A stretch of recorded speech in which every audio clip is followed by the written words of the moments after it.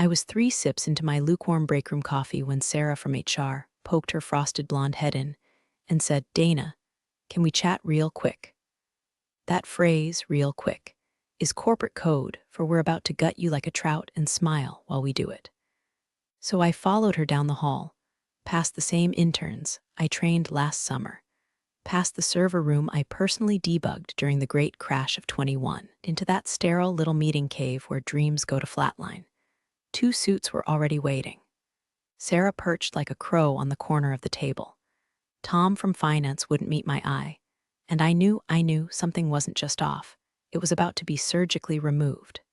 "Dana," Sarah said, tone dripping with faux sympathy, "the company's been doing some soul searching, and due to restructuring and cost optimization, your role is being sunsetted." Sunsetted? Like I'm a damn cruise, I nodded once. "Okay." Sarah blinked. She wasn't expecting calm. Most people panic, cry, plead for options, not me. I've been in this building for 15 years. I've seen 6 CEOs, 4 rebrands, and 2 stock crashes. I've survived vending machine mold, Floor 2's mystery leak, and Gary from procurement. I've written the damn vendor matrix they still use to onboard contractors. I've watched half of my code be bastardized by so-called agile consultants wearing all birds and ego. But then came the real gut punch. Tom cleared his throat. "There's one alternative if you're interested. We're creating a hybrid support role on facilities staff. It would be part-time, but it keeps you on the team, primarily janitorial duties, restocking, maybe light custodial work." My brain flatlined. For a second, I thought he'd said it wrong. "Offering me a mop?" I asked, voice low. Well, Sarah laughed too brightly, "Not just a mop. It's a transitional opportunity. We think of it as cross-functional synergy." I could hear something snap inside me, not loud, not dramatic, just final, like a zipper sealing a body bag. I smiled, and that smile scared them more than any yelling ever could. "Appreciate the offer," I said, rising, "but I think I'll go explore other kinds of synergy." And I walked out. No screaming, no tears, just a silent detonation deep under the skin. 15 years of loyalty filed under other expenses and swept into HR's digital trash bin. They were already sending the email to deactivate my system access before the elevator hit the lobby. I got home, kicked off my flats, and poured the last of the boxed wine. My inbox pinged. Probably spam, I figured. But it wasn't. Subject line, "Still interested in consulting." I stared at it. It was from Blake, some old contact I'd met years ago at a vendor summit in Denver. He'd mentioned a side firm doing strategic acquisitions, asked if I ever wanted to pick up contract work. I'd ignored it at the time, but tonight, I clicked it open. "Before I tell you what happened next, do me a small favor. I'm trying to hit my first 10,000 subscribers, and I promise every story after this only gets wilder. Hit that button if you haven't already. Help a girl out. It's free and full of corporate karma." Now, where were we? Yes. I typed back one line, "Let's talk." Blake's email was simple. Just 2 sentences and a digital business card from a firm I'd never heard of called Marlowe Strategic Holdings. "Hope you're well, Dana. Let me know if you're open to part-time advisory work. We're doing diligence on a few tech ops plays and could use someone who actually knows what the hell they're looking at." It was 4 months ago. I never responded. Too busy duct taping legacy software for the ungrateful parasites at Devlin Group Inc., my former employer and current garbage fire in disguise. Now I sat in my living room, sweatpants on, wine gone, rage simmering under a dead calm like a house fire behind frosted glass. I clicked reply. Still open. What kind of work? I hit send. Didn't reread. Didn't second guess, because the version of me that got offered a janitorial gig was dead. And the one typing now? She was fluent in bloodless revenge. 12 hours later, Blake called. Voice just as chill as I remembered, the kind that makes you picture a guy who owns too many watches and never uses a coaster. "We've got an opportunity," he said. "Ever heard of Bannon Holdings?" I laughed. "Only every time I had to do emergency reporting for them." "That's Devlin's parent." Silence on the line for beat. "Wait," he said slowly. "You worked for Devlin? For 15 years, Jesus. We're about to start due diligence on them. I had no idea. Neither did they." He chuckled. "You want in?" "Yes," I said. "Send the NDA." The doc landed 10 minutes later. Tight, aggressive, ironclad. I skimmed, signed, and sent it back so fast I barely noticed the grin that had started crawling across my face. They wanted vendor risk. I was the vendor system. Wanted legal flags. I wrote half the contracts still gathering dust in their SharePoint graveyard. They wanted someone who knew how to dig through a company's soul with a scalpel and find the tumor. I had built the damn tumor. We met over Zoom the next day. Their due diligence folder was thin, too thin, some PDFs. Sloppy org charts, list of major clients and known system dependencies that read like it was made by someone trying to bluff their way through a third-round interview. I asked one question: who's your lead on systems architecture? Blake raised an eyebrow. Technically, you. If you say yes, I said yes. And just like that, I wasn't unemployed. I was embedded. No badge, no desk, no swag mug or pizza Friday. But I had something better: access. Purpose. A company full of smug bastards who still didn't know what had just stepped onto the battlefield. Now, let's talk about the clause I buried in the vendor agreement back in 2017. The one that's about to make somebody's M and a department cry. Blake's team dumped the files into a shared drive labeled Devlin DUE Diligence Phase 1.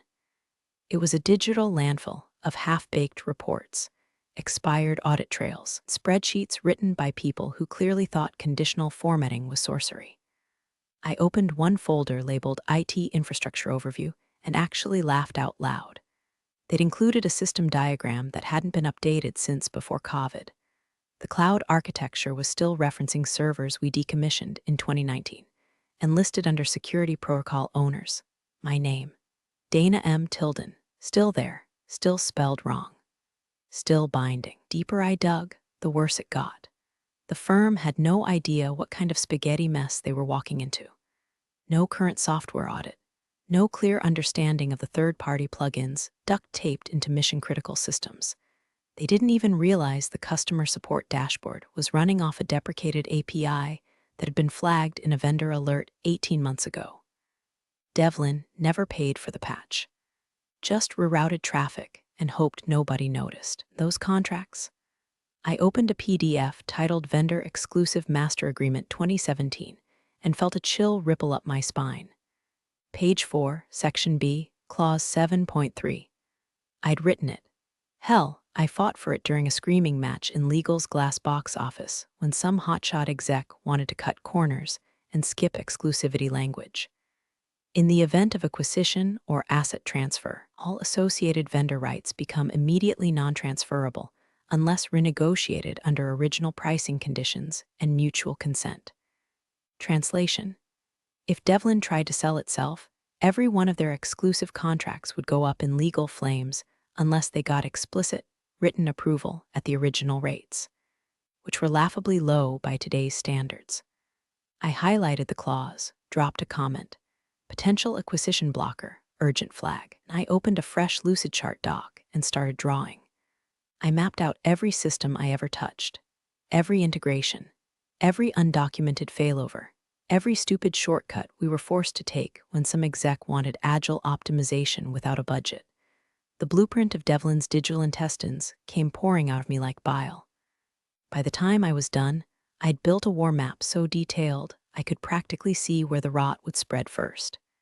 Payment processing, vulnerable, inventory sync, threadbare, customer data compliance. You don't want to know. I labeled each system with its dependency score, maintenance lag, and the last known audit, most of which were never completed.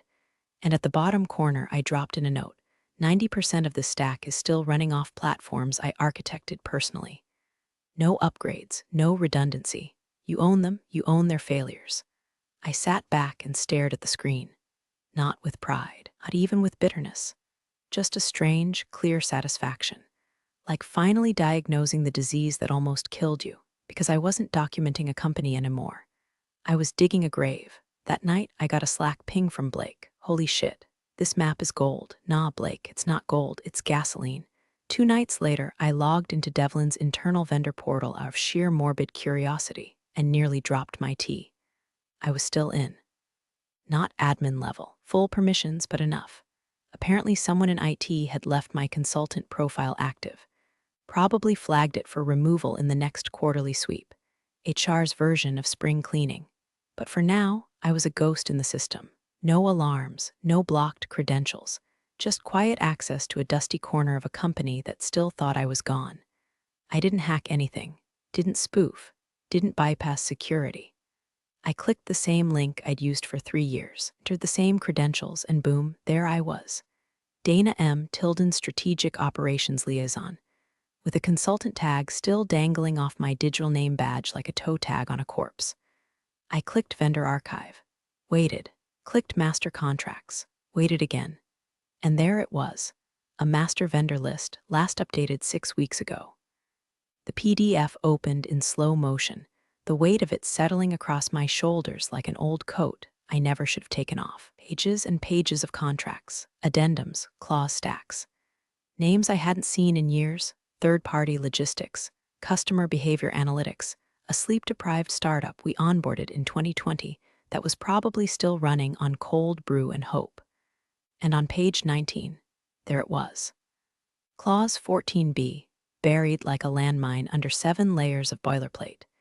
In the event of corporate ownership transfer, client exclusivity and service provision shall be considered null and void unless renegotiated with original signatory terms under a certified continuity agreement.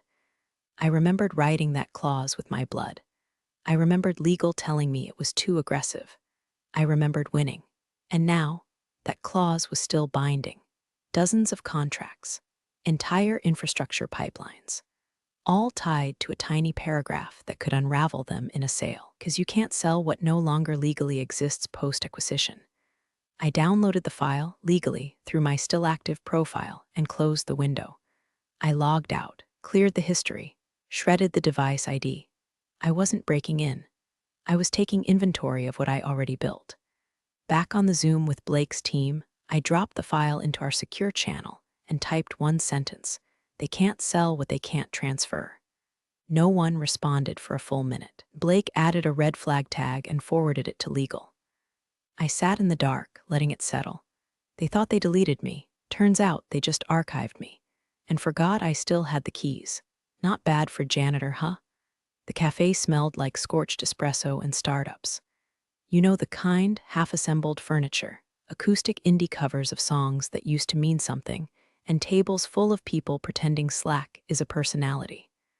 I was at the corner one, laptop open, sipping a drink that had the audacity to cost $9 but still tasted like guilt and almonds. Blake was across from me, tapping away on his Mac like he was defusing a bomb. 2 junior analysts beside us whispered over financial models like kids cramming for finals. We were finalizing the package, the one that would land like a sledgehammer on Devlin's boardroom table. It was tight, brutal, beautiful. Then my phone buzzed. LinkedIn notification. Brian Keller has posted an update. Brian Keller, Devlin's CEO, human LinkedIn post come to life. A man whose only talent was surviving long enough to climb the ladder and convincing other people he'd built it. I clicked it out of habit. And there it was, in all its corporate gaslighting glory. Leadership isn't about popularity, it's about vision. Tough decisions pave the way for leaner, stronger futures. Out of the resilience our team is showing during this season of transformation. Attached, a photo of him smiling in front of a glass wall, sleeves rolled, arms crossed, looking like a rejected stock photo of thoughtful executive. Hashtag to hell. #leadership, #resilience, #transformation Tuesday. I almost choked on my overpriced latte. Hey Blake, I said, tilting my screen toward him. Know how they're trying to pitch themselves as a streamlined operation? Yeah. Well, their fearless leader here has a history of deferring IT audits to save costs. At least 2 years' worth. He also delayed every major license renewal last year and rolled it into emergency spend. Blake blinked. You're sure? I was the one yelling about it. He was the one ignoring the reports. He motioned to one of the analysts. Flag that. System risk. Add a supplemental note about audit lapses. They both started typing like they were on fire. I kept scrolling. Brian's post had racked up 400 likes, mostly from industry bootlickers and former interns hoping to climb a ladder he'd probably rip out from under them. Someone had commented, inspiring. Another said, true leadership. And me, I laughed. Quiet, sharp, surgical, because I knew what was coming. Brian thought he was riding the storm, didn't realize the storm was already inside the building, wearing his old consultant badge and smiling like the devil sipping decaf. It wasn't just schadenfreude anymore. It was precision. Every sentence he published became another breadcrumb, another data point we could fold into our acquisition risk report. His vanity was our crowbar. His vision was a liability. The knife wasn't just being sharpened. It was already pressed to the bone. And the best part, handed it to me himself. It started with a text from Ellie in compliance. "Are you okay?" No context. No follow-up, just that. Like I'd been in a car crash, not a cost-cutting spreadsheet massacre. Then came another from Marcia in vendor ops. They're freaking out. Keller just pulled us into an all-hands and said something vague about fortifying legal exposure. Half the team thinks we're getting acquired. Other half thinks layoffs round 2. No one's sleeping. Then Scott, the one I used to share vending machine rants with, sent a message that actually made me laugh out loud in the middle of a meeting. "Whatever's happening, it smells like your kind of chaos. If you're involved, blink twice." I didn't blink, didn't reply, didn't give them what they were really asking, "Is this your doing?" Because I wasn't doing anything to them. They were just standing too close to the match when the fuse finally caught. That same afternoon, email hit my inbox. Subject, reconnecting from Sarah Holtz, HR, like a bad sequel nobody asked for. "Hi Dana, hope you're well. I wanted to touch base and see if you'd consider returning in a short-term advisory role. We're reevaluating a few systems, and your historical knowledge could be invaluable to the leadership team as we explore some organizational pivots." Organizational pivots. God, they couldn't help themselves. No apology, no ownership. Just a cloying attempt to staple a parachute to the back of a plane already nosediving into a canyon. I read it 3 times, then archived it. No response. No click. Just a cold little tombstone in my Gmail marked HR Desperation, Vault 2. I knew what was happening behind those glass walls. Whispers in the break room. Sudden closed-door meetings. Mid-level managers refreshing the Slack directory to see who disappears next. Rumor mill had gone feral. Some were guessing bankruptcy. Others guessed regulatory trouble. A few even suspected sabotage, which was delicious in its own way. Nobody suspected me, because nobody at Devlin had ever really seen me. They saw Dana from Ops, the one who always fixed things, who never made a fuss, who bled overtime into weekends without raising her voice. They never saw the full system, the pressure points, the faults, the trapdoors I'd memorized like my own fingerprint. They thought I left quietly. They didn't realize I left loaded. And now, every nervous glance over shoulder, every hushed Slack thread marked private, every icy ping from legal, it was a ghost they couldn't name. I wasn't coming back, not to consult, not to fix, not to mop. I was already where I needed to be. And the foundation they'd built on my work, it had just started to crack. At 9:12 a.m., email was sent. Subject, Devlin Acquisition Package Final Risk Summary plus red flags. It went to a curated list of legal and executive contacts inside Devlin's parent company. And buried in the attached PDF on page 17, bolded, annotated, and hyperlinked, was the fuse. Clause 14b, non-transferable vendor exclusivity agreements. Language written by yours truly in 2017, now elevated from ignored fine print to full-on financial guillotine. I watched it land in real time. You could feel the detonation through the silence. At 9:31, I saw the first ping on our internal Slack. Heads up, Devlin's general counsel just requested a full red line review. At 9:42, emergency legal meeting added to their internal calendar.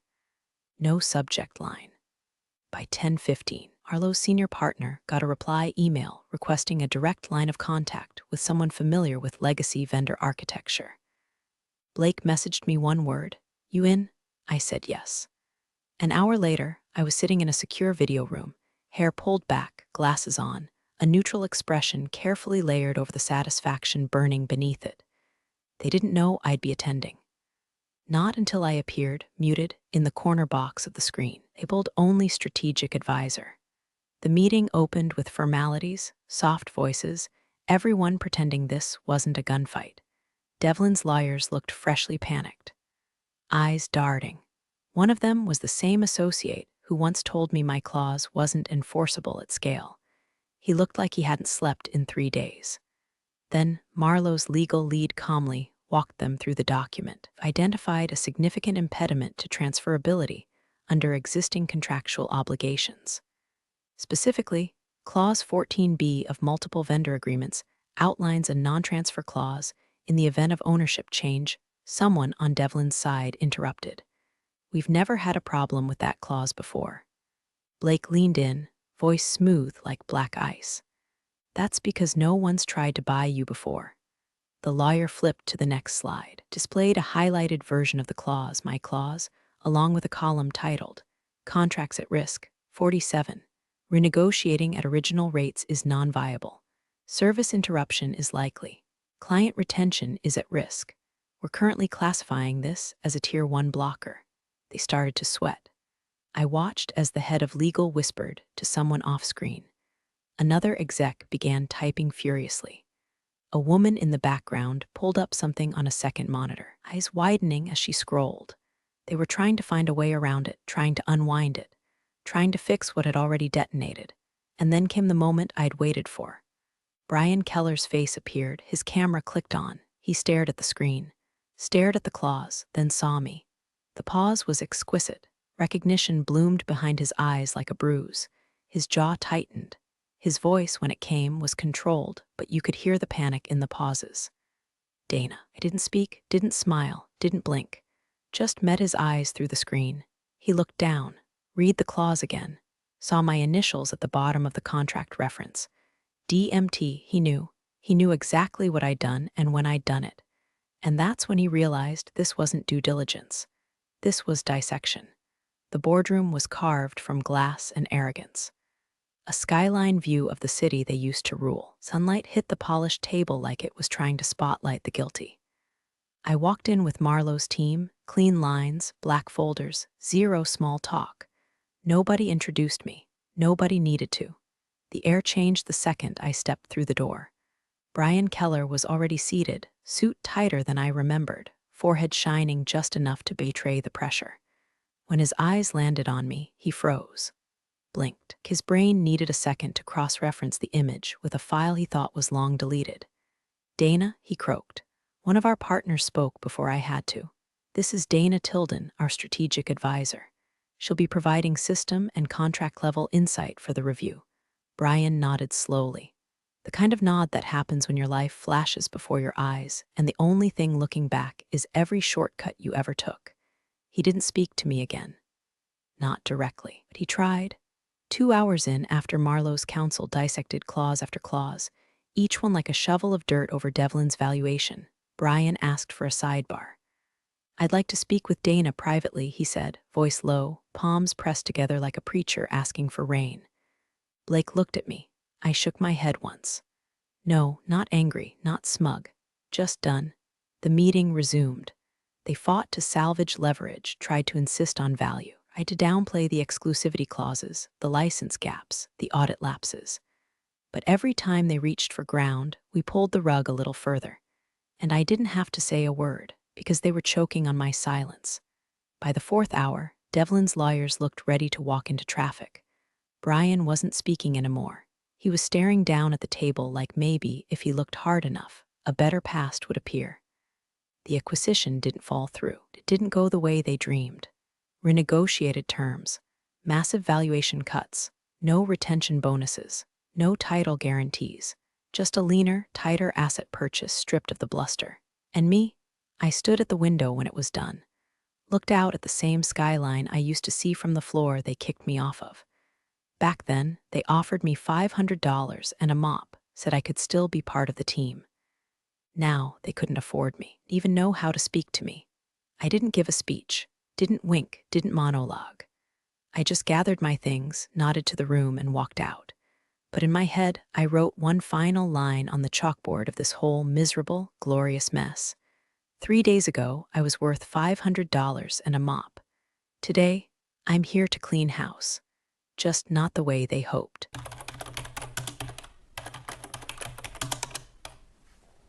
Big thanks, you legends of the old office days. Subscribe to keep the switch flicking chaos alive. Your ex-boss is shaking in their loafers.